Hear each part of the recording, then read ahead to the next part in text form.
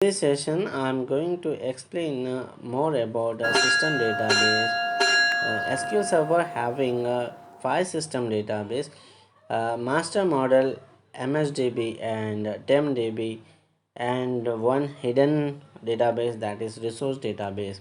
Master database will store all system and user login informations and user database and system database physical locations and other file locations.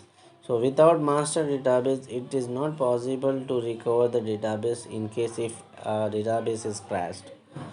MSDB, it will store SQL Server agent log, and it will store alert configurations detail, as well as it will store DB mail and high available jobs related informations.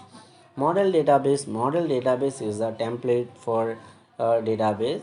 It will keep one template ready. If we are creating any database, it will by default take a database settings from model. Resource database is a read-only database that contain a system object which will useful for service pack upgrade and degrade, and for patches, for applying a patches. TempDB, it is a workspace that holding temporary object or intermediate result set. In temporary database, we are using to perform temporary activity. Thank you so much for watching. I believe this video is really helpful for you.